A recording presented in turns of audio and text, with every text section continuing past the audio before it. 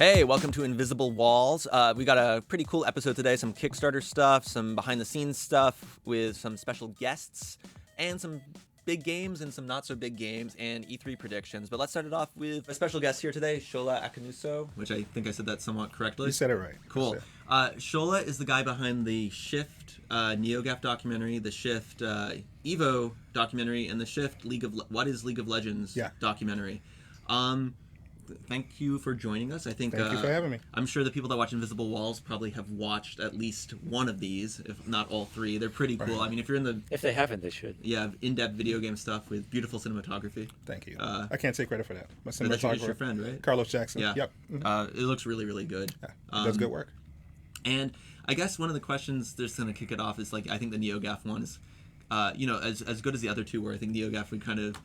maybe set something up to have a built-in audience. I was thinking of you didn't think I'd bring this up, but that William Shatner movie that was done in Esperanto, where everyone who speaks Esperanto will see this. Maybe we can have everyone on NeoGAF watch this. Right. It is funny to look at the comments on our site, not the NeoGAF, about the. They were kind of mean. Yeah, well, there's some forum wars and stuff like that. Yeah. But what do you think was the kind of the biggest challenge about it seems so weird doing a documentary about a message board. About a message board. Right. Well, there's not a lot of B-roll you can get from a message board. That was the challenge. Time constraints, and we had big ambitions, but I think what we did turned out okay. But yeah, clearly doing an entire dramatic episode about a message board, it's going to be challenging. And how do you think you got around that? Because it was an intriguing little bit of web video there. Smoke and mirrors. I mean, at the end of really smoke and mirrors. After good effects. ones. Yeah, a lot of smoke and mirrors. No, at the end of the day, NeoGAF is full of personalities. It's a fun group of people, and the stories of the board tell themselves. That's what it was. You can look at the posts, you can see the colorful personalities there, and they all came out on the screen. So I didn't have to do a ton of work. Tyler is a character. Evil Lore is a character, but he was fun to interview, and he spilled a lot of information about the boards. And when you have good material to work with, the stories tell themselves. So I got lucky. Do you have any stupid behind the scenes stuff? I think you told us Evil Lore has a really good taste in comics. He's got you can see his comic shelf. He's a pop culture kid. He's got a great taste in comic books. He had girls. Anybody out there that knows me, I'm a fan of the Luna Brothers. So let's put that into a little more context. Yeah. They're not in the basement. Yeah. They're not human chattel or anything like that. Yeah. No, Luna Brothers, that's good. He had girls, so I was impressed. We wanted to talk comics, but we didn't have much time. So I wanted to, after the camera stopped rolling, I wanted to talk comics. And, he's cool. Do you have a GAF account? I do. This is my second one because I was banned the first time. So, really? Yeah. What were you banned for? Yeah. I was promoting my old website. So really, I wasn't even promoting it. I was just talking about a story that came up, and I mentioned, hey, if you guys want to read the rest of the story or some video link or something that we did, and posted my URL and could not log back in. I was banned for 2 weeks because there was a thread about black characters in video games, and it was getting really out of hand. And then I made a joke thread about purple characters in video games, and I had Barney and Grimace. Yeah. And I got banned for 2 weeks. I can top you both. I signed up for a NeoGAF account about 4 months ago, and I still haven't been approved. Oh, that's easy. Normal. Yeah, 2 years. That's normal. 2 year wait. They'll say welcome juniors one day, and then everyone will be on.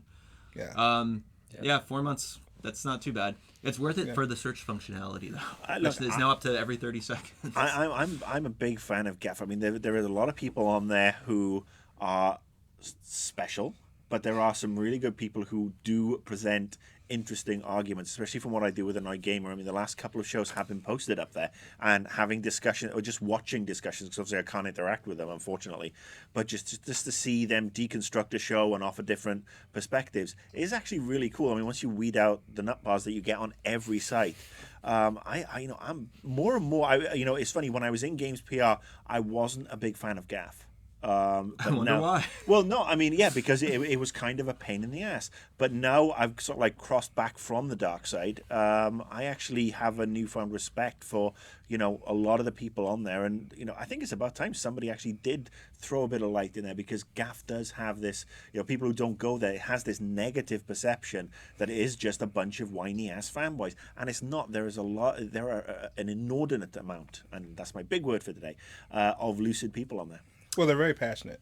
One thing that came up off camera when I was talking to David Jaff about it, is GAF really does represent the older classical gamer, the guys that supported Nintendo and Sega and the Dreamcast, and that's a much smaller audience than what's needed to fuel the big games today.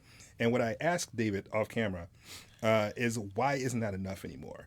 Technically, I guess you could think about it. The GAF audience is probably what supports something like Dark Souls and Demon Souls, and unfortunately, that's just not enough anymore. And I think that misunderstanding of the industry is what pisses a lot of people off. That just not the ignorance of the business of gaming is what pisses a lot of people off, I think, and that's what GAF doesn't understand. And I think that's something that's worth investigating in the future. Well, Is that kinda like the Pactor comment? Definitely the Pactor comment, but that was a recurring thing. Everyone I interviewed said the same thing. What's the Pactor comment? People don't understand the business. Yeah. of Oh, video the games. Pactor said. Yeah. I've seen some comments about Pactor as well. He came off like a hero. He was a shining Yeah. knight in this episode. It was great. He's a personable dude. He's He really is. tall too. Pactor's tall. Yeah, it's Pactor's a weird. boss. And you have a little announcement, right? You're doing a Kickstarter. I am. I'm doing another Kickstarter. Well, I'm doing a Kickstarter. I'm trying to do another documentary about the business of video games. So any support would be great, but we want to do a top to bottom investigation of the cost of making games. That's how much games cost, AAA games, indie games, what goes into marketing, animation, every single aspect. Let's educate people, DLC, everything that goes into what video games are about. So there will no longer be any more confusion about why do games cost $60? Why don't games cost $20? Why isn't X company charging for DLC? Why do they charge for DLC at all? Really want to get into it. I want to inform people. Hopefully, we can put up a URL Right here. at the bottom of the screen. Yes, Yeah. like that kid that used to try to sell encyclopedias. Well, thank you for Thank you for having joining me. us, man. Thank and I hope to see more of your documentaries. I hope so. Thank you for having me. Thanks, guys.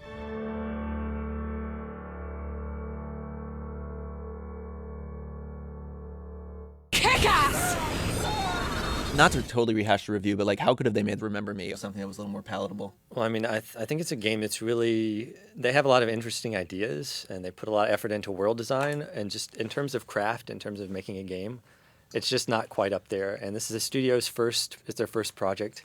So I think they had a lot to learn, and they kind of had to learn as they went through it. The Memory Remix is a really cool idea. It reminds me of Ghost Trick. Everyone should play Ghost Trick before they play this game. But, Memory Remix is, it's a really good idea. really There's a not very spoiler. many of them. Yeah, there's and 4. the game has a really bad lag in the middle where I'm like, man, I want to hunt someone's memories. I want to do a remix. But it's never a choice. You have to wait till the part in the story where it's like, okay, remix this person's brain. You can kind of control, you manipulate elements in their kind of dream state memory. It's really cool. But the rest of the game, they make some rookie mistakes. The combat there's a lot of it. It's not super interesting. You're kind of Even doing with the the same combo thing. lab, it's just another idea. Building The your- ideas aren't fleshed out. Building your combos is fun, actually. Oh, okay. But in practice, you're hitting the exact same buttons. There's 4 set combos, and basically it's like, do I want to do a long one or do I do a short one? The timing is always the same. So really, it's strange that enemies only fall down if they're defeated. So you'll go through your whole combo and you do the last hit, and the guy's like, oof. So you feel like, it's just really repetitive. There's not a ton to it. They needed something else. They needed to push a little further. I think, sorry, I almost called you Marco.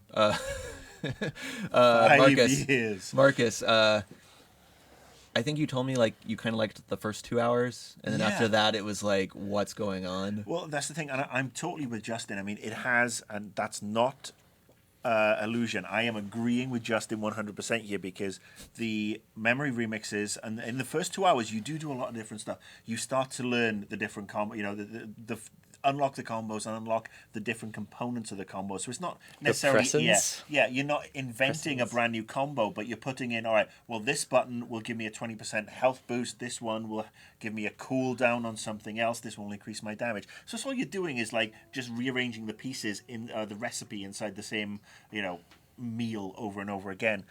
When I got to that very first memory remix, I was like, yeah, I'm digging this, because it was trial and error and just scooting it back and forth. And I thought, yes, this is great. I'm going to go in, I'm going to remix people's memories. I'm going to really have some fun with this. And the combo thing is kind of interesting. And then 2 hours in, I realized that I'd been playing the exact same thing over and over and over. There was nothing really stepping forward. And then you get to the boss fights, and the boss fights are, oh, it's an arena and you are stuck in here. I mean, that actually happens not just on the boss fights. You'll drop into an area and you can tell from looking at it, as you're standing, say, on a window ledge looking down at this square area, I'm going to drop in there and it's going to kick in a cutscene. I mean, it's a great concept with some amazing ideas that is unfortunately let down by shoddy execution. Yeah, I feel like Mike, the ex-intern, was like, he likes everything except for Dead Island. He's a positive individual. but he's like, oh man, he likes to touch you. He's like, I really like the game. You're like, oh, okay. But I'm wondering, is this one of those games where like you can kind of sometimes see those concepts, and even if they're not well executed, like for a certain type of person, they can kind of, it's not really content tourism, but it's kind of conceptual tourism. Yeah, right? I think you can go in there and kind of appreciate for what it was trying to be, despite what it is. You can appreciate it. Unfortunately, I think there are so many other issues. For example, I mean, they've got this, building scaling element where you're just climbing around, dangling around, and it's fishhook time because everything is mapped out for you where to go. And you combine that with there's a little bit of latency with some of the button presses. Well, the controls in general are just, they don't feel tight. They don't have a tight feel. You can accidentally run off a ledge. Yeah. You feel like you could lose control of your character. Well, yeah, there's a whole section where you're dangling on the side of a building, and the billboards are flipping back and forth. When the billboard flips and hits you, it'll knock you down at a down level. You won't kill you, because it'll just not knock you down to the lower level.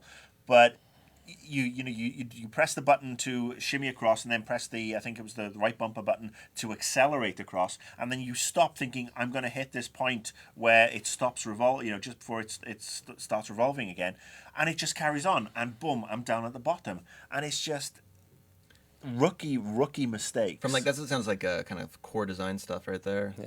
Well, there's a bunch of small things. Like you can spend 5 minutes in the combo lab tweaking your combos. You fall off a cliff or you lose in a fight. Maybe you were rearranging your combos to do better in an extremely tough fight. It can be a little tough. People mob you. I don't know if it's tough for all the right reasons. But you die and it totally forgets all that stuff you did. You go track down a collectible and, you fall off a ledge. It's like, oh, that's 2 minutes. There's no challenge or interest really in tracking that down once you know where it is. But, there's a lot they had to learn, I think, over it. But I wouldn't tell people not to play it if you're interested. Just because a game falls off the 7 to 10 scale doesn't mean there's nothing of interest. It's a matter of how much can you forgive.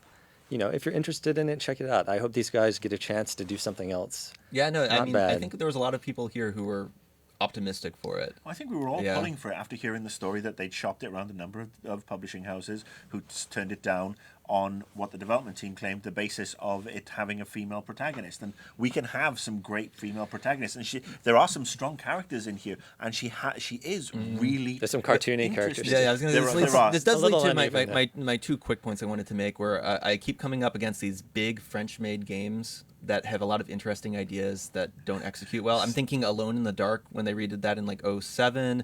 I'm thinking. To a degree, Dark Messiah of Might and Magic, those guys, Arcane Studios, ended up making Dishonored, which was much better received. There's a couple other games, but I can't think of them off the top of my head. But but then sometimes they're really successful, going back to like Out of This World or Another World if you're over in Europe, the Eric Chahi game, where they have these kind of auteur ideas, which they take into the case of story, and as well as like kind of new ideas of game design, but they're not always the most polished thing.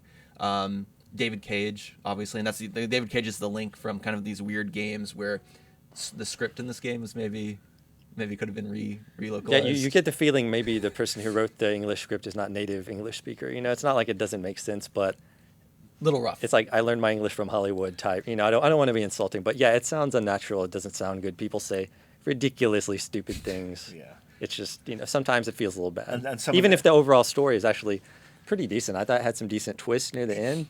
It's a pretty interesting game. It's got potential. It really does, and it's one of those ones that I would say don't buy. I would say maybe rent. Okay.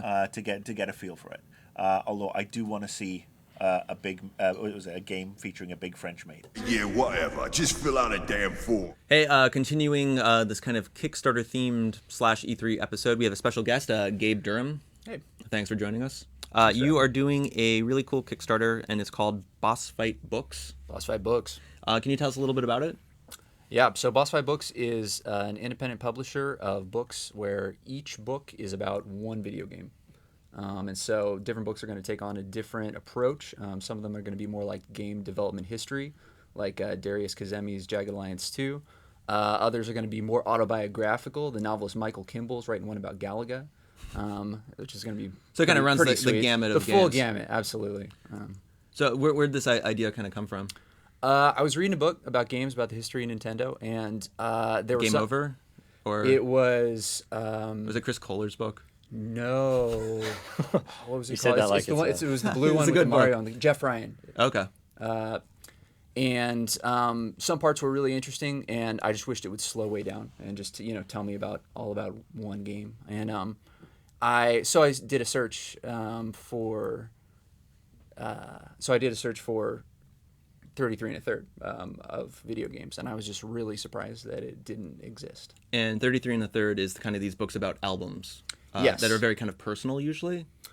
Sometimes, that's it. That one runs the full gamut too. Some of Okay. them are these very dry treatises. The worst of them read almost like PhD theses, Okay. by like a musicologist. And then some of them are just these wild, autobiographical, like Hunter S. Thompson kind of things about like exploration through the lens of one album. So And what are the 5 games for the first 5 books again?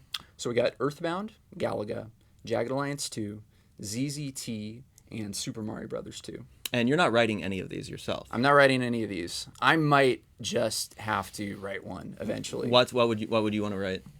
Yeah, see, that's the question. I'd be so drawn to maybe doing a Metroid one. Chrono Trigger would be really fun. NES game called Crystalis would be really fun. Yeah, I don't know. We'll see. See what's still available by the time I get to it. Are these gonna like pull in a lot of research? Like you're gonna have people attempting to reach out to developers and kind of get the behind the scenes type stuff? Yeah, Darius's Jagged Alliance book is going to be really heavy on new interviews that he's going to be doing with the actual makers of the game. So that's going to be really exciting. And then others will be, less based on that kind of thing. Can we expect traditional paper books and ebooks? Yeah, absolutely. Okay. And So that's like the both- different both on tiers, everything. right? Yeah, so for $25, you can get a subscription to all the ebooks. So just $5 each, and then for $100, you can subscribe to the print books and the ebooks, and you'll just get all of them as soon as they arrive through the next year. So what would be, you said obviously the games that you might write for yourself. Who's your dream get? Who would you like to get to write the book for you? And that, the one where you do the happy dance up and down the street in your underwear. Yeah, I guess I'd have to say Tom Bissell, because honestly, He's local. Yeah, he's a local guy. If I just track him down and I go to his house, I can find him and make him do one of these books. No, I know where he lives. If you give me $20, really? Yeah, I just love his book so much. He's such a great writer and thinker. And honestly, like reading that book made me think there is so much territory to explore in these games. I mean, if this guy can do it through all these games, like. Do you think? I obviously you do, but do you think there's any worry with long, like you said, these kind of books that have been kind of these histories, kind of touch upon things. You get some good, cool facts in there and whatnot. Mm-hmm. Like I love reading about this stuff too. Right. Someone wrote an early history of Atari that I can't remember that I really, really enjoyed. Some really funny stuff. But there are books about like a single movie and stuff. Do you think games have enough, especially some of these older games, have enough to actually stick through for 100 pages? Yeah, I absolutely do. I mean, there's so much material. And that was one of my early concerns too, was just researching and seeing what would come up if I just started, just kind of go down the rabbit hole of like how much is there in some of these games. And, and like you say, in some of these simpler games, I mean, like Galaga and ZZT are probably the simplest in terms of gameplay. But there's so much history. There's so much depth in terms of, if you've seen the King of Kong, like, that's a very simple game too. You just got Donkey Kong and this competition between these two guys, and that sustains an entire movie so easily. And by the end of it, you're games are made by people, I guess. Games are made by people. People Yeah, are interesting. Yeah, these are sometimes. human stories. The Galaga one actually sounds very interesting because that's like ZZT is simple, but it also is infinite. It's like for anyone who doesn't know, it's kind of like Little Big Planet, but with like antsy characters. I messed around with it when I was a kid. It's just curious because like. It's going to be interesting to see how these come out, and you're going to be editing them as well. So it's going to be Is anyone going to actually deliver like a 500-page? Oh man, maybe. I mean, like Ken is already writing the Earthbound book, and I mean he's just like off to the races writing this thing. He's already sent me some pages that are really exciting, and I mean, yeah, I have no idea like what that first draft is going to look like. I'm going to try to get it to be pretty small by the end of it, because that seems to be the ideal size. Size is that kind of novella length, 100 to 130 page kind of thing. But if something needs to be long, we could visit that. And if a lot of times Kickstarters are like overly successful, Yes. I mean, do you guys have plans to go beyond the 5 books, or Yeah. is it just kind of a dream right now, or do you actually have some more concrete? Is this going to be a media empire? I have not contracted any more books beyond them because I just don't think that would be smart for me to be thinking about like immediately, okay, so let's just get, 5 more authors. And then since I am actually editing all these things, but, I mean, if people are enjoying these books as much as I think they're going to, and if the interest is there as much as it's already showing signs of being, I mean, we hit our goal in 8 hours, and then this morning we doubled it, so we're already at the 10,000 mark. Then I think we can keep making these books. And I'm really excited about that because there's so many games that would just be ripe subjects for this. And there's so many takes that are not yet hit on by these 5 games and these 5 authors. And how long before you go totally meta and license a game based on writing a book about a game? A couple years. And You heard it here first. It's just the snake's gonna eat its own tail, and then we explode the internet or something. Awesome. Well, thank you for stopping by, Slug and this sugar. congratulations on reaching your goal in 8 hours, you said? 8 hours, Yeah. yeah. So that's awesome. Kickstarter does some cool stuff. Guys, thanks so much for having me. Just make sure you print the books and just don't take the money and run. Well, we'll see. You done? Am I done? You come into my house, you set off all my traps, you damn near break my shooting arm. Who the fuck is this punk and what's she doing here? So our The Last of Us review, the is kind of weird. Our The Last of Us review kind of went up for the embargo. I completed the campaign. The game's great. The review itself, there's format-wise, there's some issues. We've addressed it in the review. I don't want to harp on that too much. But both Justin and Marcus, you guys are 5, 6, 7 hours into the game. And I'm just going to go out and say right now, like, this is sometimes I think reviews, I've had this conversation with Justin sometimes, where reviews are a weird thing where there's kind of subjective and objective at the same time, and it kind of hurts to even say that, but they are kind of like products, but also like personal opinions, because you can kind of grade things on their like mechanical values versus your own personal tastes. But I really do feel like The Last of Us is one of those games that's going to last, is going to kind of linger in the mind, even as we enter into this new generation, just as, I think like the Grand Theft Auto 3, Half-Life, first Metal Gear Solid, those sort of games kind of like leave an impression. But I think this game's kind of interesting because we're really used to novelty. We're used to new things, or something that's really refined. Well, this game's refined. It doesn't actually do anything all that new. I wouldn't say it's that much of an innovative game. It's just really, really well done. But it also kind of makes you want to poke at the sides and see where the shortcomings are. And it's not a perfect game. No, it's not. And overall, I think it's a brilliant game. I think, however, that there are a couple of issues that do stand out. And before we get into the love, I think, there are some things that people need to talk about. There are some issues with the character AIs, for example, and it's not game breaking, and it's not it's not going to cost you a mission. It's immersive breaking. It breaks the immersion, and when we talk about how great the immersion is, very shortly, the fact that you are you're crouched down in this semi-dark warehouse, and you can see the silhouettes of 3 or 4 clickers wandering around, and you're like, okay, well, I have to sneak past these guys, or I have to sneak up and shiv them, or whatever I need to do.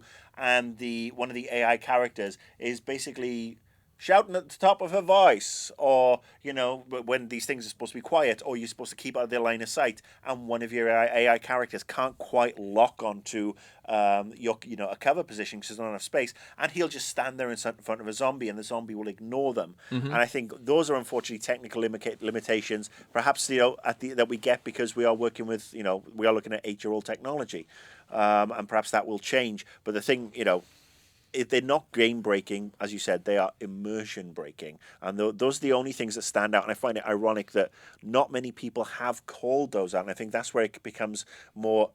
It's the subjective objective where people are, caught up in the whole thing and don't step back to point out some issues. It's another thing is, like, I would say the game's also somewhat difficult, even on normal, but it's generous with checkpoints. It's generous. I mean, there's an option in the pause menu. I don't know if you used it at all, where you can even restart checkpoint. Yeah. I mean, that's not like a crazy thing to have, but it's it's like a stealth game kind of thing where you're like, if I screwed up my stealth first, I'm going to restart checkpoint real quick. But that's where I find the game do is that kind of maybe interesting. Is it like, if there's a Cartesian chart of like kind of like action, survival, horror to a degree, and kind of stealth. It kind of does have this kind of tug between all of them. There, someone who wanted a full stealth game or wants to do a 0-kill run, that's not what the game is really about. It affords it to some degree in certain scenarios, but there are definitely points where you have to kill a lot of dudes. And that's, and it is a video game too. Yeah. And it's a video game in a really, a very uppercase V, uppercase G sense. You shoot guns, you blow Unless up. it's one word. Style guys. You blow up people. I mean, don't get me wrong. Like, I love Journey, and I do want to see more games like that. But we're still in this transitionary period. We're in this period of time where we're still going to see a lot of games that are very, very traditional, but they can still be done very, very well. I mean, people love, people sing praises to Half-Life 2 still and Half-Life 1, and that's a game where you spend a majority of your time shooting people in the face. Oh yeah, everything it does. I mean, atmosphere-wise, apart from those glitches, you look at the atmosphere, you look at the acting, you look at the story. I mean, the opening 20 minutes alone, which we can't discuss, is really quite emotion-inducing, and it just. I mean, this is a game that proves to me that you don't need PS4 technology to really communicate emotions when you can look at you look at a PS3, the end of its life cycle, when it's great acting, great scripting, it's just got punch to it. Yeah, I think a lot of that is something that technology is not going to fix, like how the characters seem to be aware of the other characters and their environment, and just little touches. It's like making the graphics look a little bit better. It's not going to change that. It's the attention to detail that they put in there. Without saying too much, there was one thing the game doesn't do, which I've talked to Justin about. I'm not going to say it. It's not really a spoiler. It's a lack of something you may consider a spoiler, but there's a certain combat scenario that makes a lot of sense that never appears, and I wonder if that is an actual technical limitation, which we can talk about later down the line. Maybe we'll do the depths on The Last of Us. But really impressed with the game. Really, really enjoyed it. Liked it better than the Uncharted games. It does appeal. It appeals to me more than the Uncharted games, which I loved. Uncharted 2, Uncharted 3, I liked. But this, this post-apocalyptic world is something I'm very, very, very much enjoy. I think the way they've treated the entire country. Yeah, it does creak a little graphically because we are this so far down the pipeline. But I think what Naughty Dog have done is they've delivered a game that's going to give Grand Theft Auto a run for its money at the end of the year. Well, that's the other thing, like people love to talk about these scores, and I don't want to harp on this too long, but you look at the Metacritic averages, and people are now crying foul that Arkham City is so high, even though it's a good game, or something or GTA 4. A lot of people kind of deride now that some time has passed, and it's where numbers. Yeah, you can say if a game's good with a number, but I really think it's 2 years from now, like Skyrim, people love Skyrim and it's a great game. But, 2 years from now, what are the games that are people going to really stick in your memory? That's beyond having, it has good level design. The story was good. It's kind of that kismet of everything that's happening. I think at the end of the day, with regards to, there is no way on this planet that anybody should be able to give a game a perfect 10 or a 100% does 10 or whatever. Mean perfect though? Well, I mean, if you're on a 10 out of 10, if you're on a 10 out of 10 scale. Yeah, this is dumb. I mean, it is dumb. If you're on a 10 out of 10 scale and you give it 10 out of 10, I mean, that's saying that is gaming perfection and cannot be necessarily. That's how you're going to read into it. In my view, and I see that on a couple of sites when they break down, this is what we give it. If it's a 10 out of 10, we only hand it out because it is gaming perfection. And I think that is, that is just crass stupidity. I think we should return. Our view. I think we should return to the scoring conversation when we have some more time. Yeah.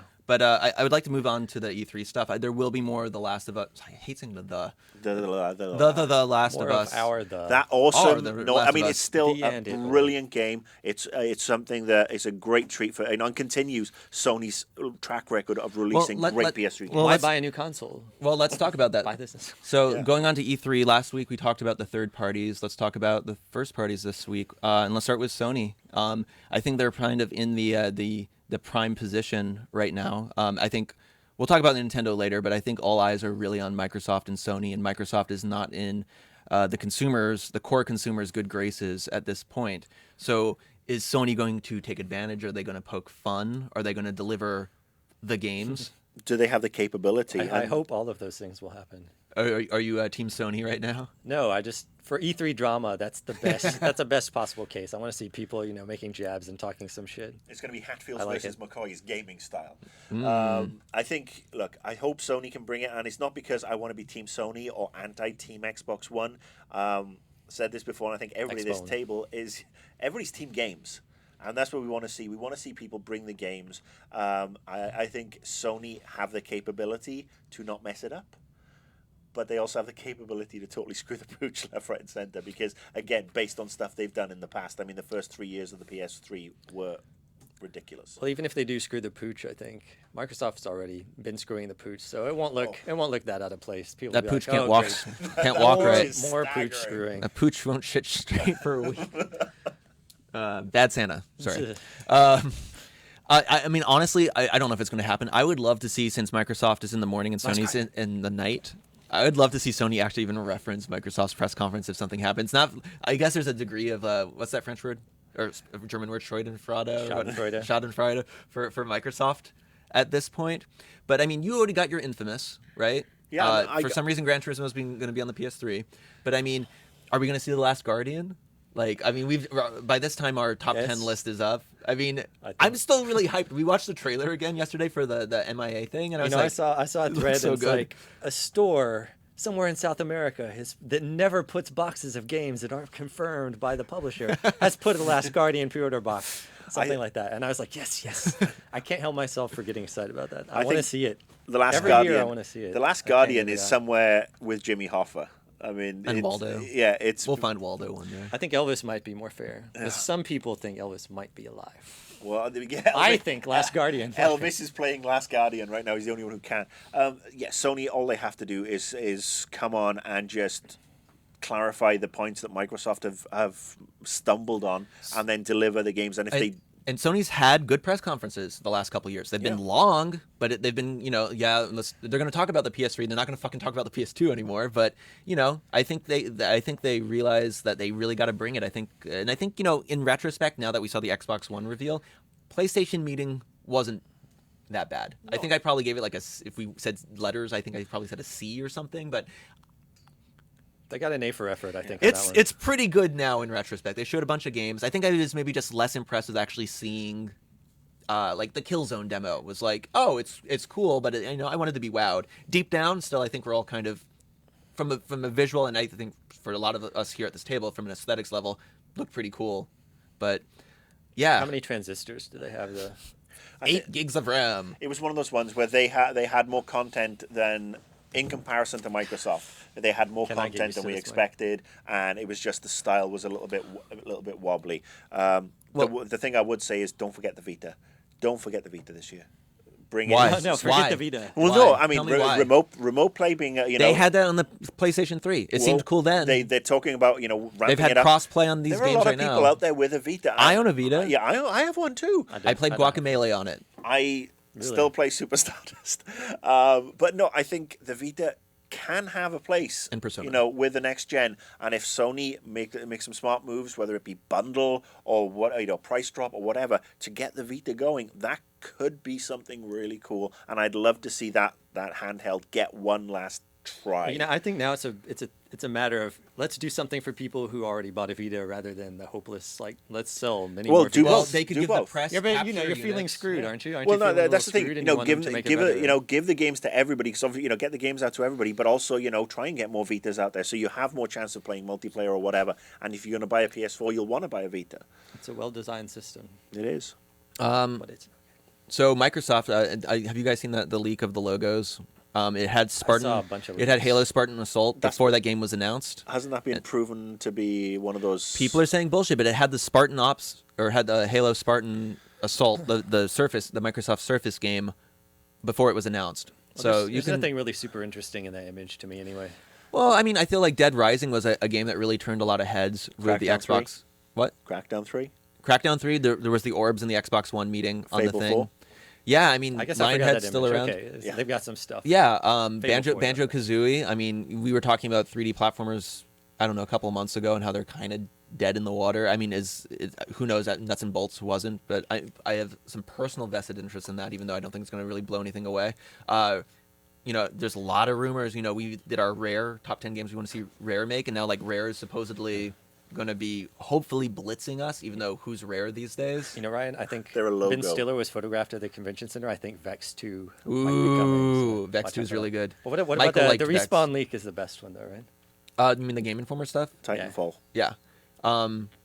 Or what it seems to be. I mean, I'm not totally sure how much of that is confirmed. That's a Microsoft thing, though. Yeah. Xbox Well, One. I thought it's and, isn't it and being EA? cross plot, or it's going to be Xbox as well, right? They're going to have It's Xbox these are all 360 and rumors and Xbox One. speculation. Yeah, that's- Yeah, for I right mean, now. Game That's Informer. the I feel rumor sorry now. for the Game Informer guys for having busting ass on a huge cover and a story and everything and having it leaked. One Respawn, too, right? Yeah, Like, Respawn- and great, Respawn there goes as well, their- yeah, There boom. goes their thunder. I mean, but it seems like this is going to be, again, you look at where Bungie is right now, and like Bungie's going to be in the PlayStation press conference. I have a feeling Respawn's probably going to do something probably at the EA press conference They're and the rivals. Microsoft press Yeah. conference now. It is kind of interesting. It's almost like the real old school kind of like loggerheads coming together. Well, it's also interesting that there's these rumors kicking around that Microsoft are opening the checkbook not just to get exclusives and exclusive DLC, but there's rumors of some underhand shady stuff going around that Microsoft are paying. They have paying a history for. of that. I That's mean, a look norm. at That's a norm for, I think. look at all the Japanese JRPGs they bought for the 360. Look when they bought out. I mean, I still think it's crazy. That what they did with Oddworld Inhabitants for the Abe's Exodus, was it? No, I don't even remember. The Xbox One The Stranger game. one? Oh well, no, I think Stranger was Was it cross-platform. Abe's Odyssey? Was it? But they had an Xbox One game, which was like such a big PlayStation brand at that time. I don't know about sales wise, but a lot of like core fans really associated with the Oddworld games a lot. And like to mention Michael Pachter again, it is always interesting to think about that stuff. Like I remember when he was like, Grand Theft Auto 4, people are going to buy PlayStations. It's a PlayStation game. People are going to buy PlayStation 3s to play Grand Theft Auto 4, and that didn't happen. That kind of brand loyalty thing's weird because we do sometimes see it with like, I think The Last Devil May Cry did end up selling a little better in the States on the PS4, or it was way more neck and neck than you were used to.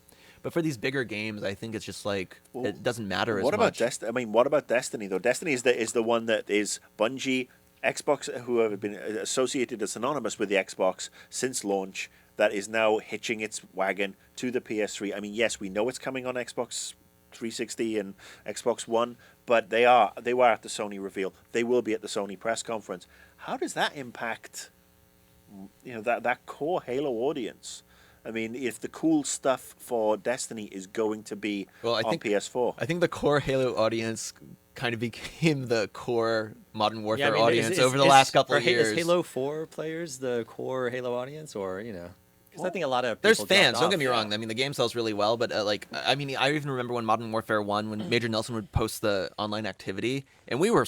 I know it sounds silly now. We were surprised when Halo 3 and whatever Modern Warfare came out. I think it was the first one came out at the same time or around the same time, and it way pulled ahead on the charts for Xbox activity. I think Destiny looks really interesting, though. I think they've done a good job. The dev diary was a nice tease, and the CG trailer. Yes, it's a CG trailer. I'm okay with them every once in a while. It really got me reinvested in it after being so quiet for a while. I've been talking about it for a while. I'm really intrigued with the MMO. Give me some details. I'm really intrigued with the MMO FPS idea in general. After playing so many MMOs, and I always kind of peter out, and I don't want to master the level of mastery. It is kind of fun to go back to the idea that maybe some skill. And yes, I haven't tried out PlanetSide 2 yet. Yeah, now it's coming to the PS4, so that's kind of interesting as well. Wonder if it'll be free. Well, what's going to be interesting is that you have on one side you have Destiny, which is a sci-fi shooter MMO type game, and then you have Titanfall, or the Respawn game. talk about going head to head with Activision and EA. No, this is like the 16-bit era again, right? This is going to be like really like big opposition. I mean, the console war or whatever never really dies, but I feel like if a lot of people are saying this is the last hurrah for consoles as we know them, which I'm tending to believe. It's like dinosaurs duking out with a meteor. Exactly, and the meteor is like FiOS and Steam. And then Nintendo. I know you've gone on record saying you don't like Nintendo Directs. I think they're pretty well done, especially after watching the Konami thing today. I know what I've said is that I just think I find them a little dry. I appreciate what Nintendo is trying to do to reach out to their audience. They're doing a shitload more than the other first parties, so they deserve to be applauded for that. It's just for me they do seem a little dry, in my own personal opinion. Okay. That's the only thing I have against them. But Iwata wears all kinds of hats. He's always joking around. It's crazy. I think they're crazy. And I think Nintendo's going to have a good year after having a couple of really poor years. They should have some stuff, especially for a hardware launch. By now. I mean, honestly, there's obviously people that don't like 3D Mario games. Because a lot of people have aged out of that being like an aspect of their life, especially if they some went people over. have no taste, no class. But we were actually playing Super Mario Galaxy for some capture, and we had it going through our scan converter, up-resing the 480p to the 720, and it looked really good. And I have a soft spot for Mario. Even when they showed the new Mario in the Olympics, and it looked this which is HD 3D Mario, I'm like, that dude, it looks good. I want to see it. All these like little Zelda mysteries, we'll probably see a logo or like they'll say like Zelda and like walk off stage or something like that.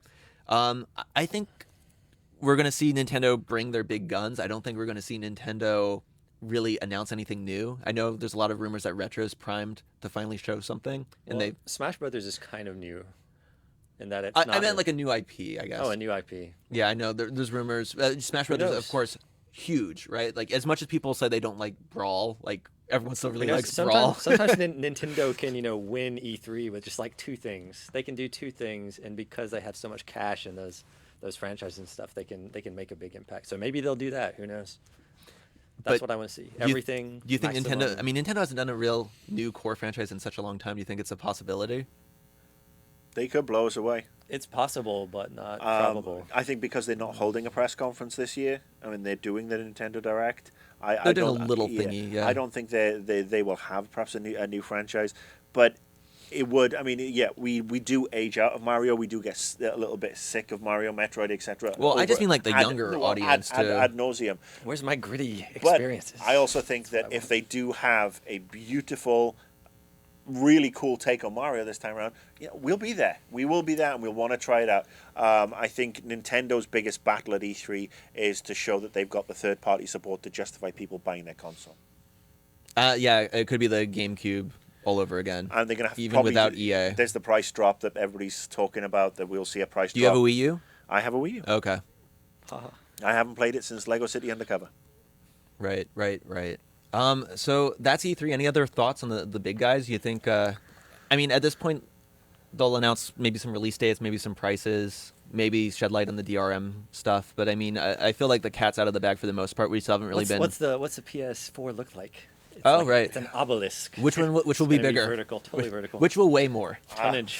Don't know. Power bricks. I will say I don't know what is going on with Microsoft right now. They have cancelled their post-press conference roundtable that they normally have with the media. Some other meetings may be cancelled as well. I'm seeing on Twitter today that other interviews are being cancelled. I'm going to assume I can say this. If I get in trouble, maybe you won't see me next week. You want me to say it? No, we are scheduled. We are scheduled for multiple unannounced titles for Microsoft right now. Though some of them are teetering on the edge if we were having the meetings or not. So it is very, very interesting. Maybe it sheds some light on those, like Microsoft is 6 months behind. I don't know, because it's next week, guys. Yeah, it's only a couple of days. Freaked out and I will say, can't wait. I am going to be live snarking the Microsoft and Sony press conferences on Twitter on Monday. It's going to be educational. And a special Annoyed Gamer, right? There's an Annoyed Gamer tomorrow where I actually... And during E3. Yes, we'll do one. I think it'll just go up at the usual time. And then there is rumour of an crossover show between myself and somebody else. Marcus X someone. Yes. Okay. Awesome. Well, thanks, guys. E3 next week. Oh my God, so much live stuff. You can watch it on our site. We're live streaming all these crazy demos before E3 even starts. I sound like I'm pandering, but it is awesome if you've seen our stuff. It is a lot of things that you're not going to see anywhere else before the show starts. I haven't seen any of this It is stuff. really, I'm not it is really excited at all. good. The list is constantly changing. They're constantly adding new things. I keep asking to get certain things. It's nuts. Maybe the whole giraffe stuff will finally be revealed. Who knows? So was that a hack, or was that just... No. This is deep, man. Deep. I probably already said too much. But all right, now we'll see. Now I'm intrigued. I'm fucking intrigued. Keep living your life, and the answers will So reveal E3 themselves. next week, come to Game Trailers. I don't think you'll be disappointed on Monday and throughout the week when we bring you a bunch of hands-on impressions. We're doing stuff a lot different this year. Lots of bringing the games to you like never before, not through PR mouthpieces, hopefully. And we will. Never Invisible before. Walls will be back next week to recap. Yeah, so stay tuned, keep watching, and The Last of Us is really, really good.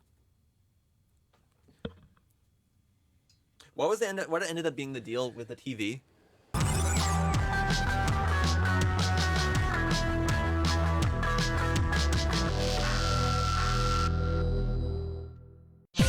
See this and other GT shows and game reviews on the GT Originals iOS app, available now on the App Store.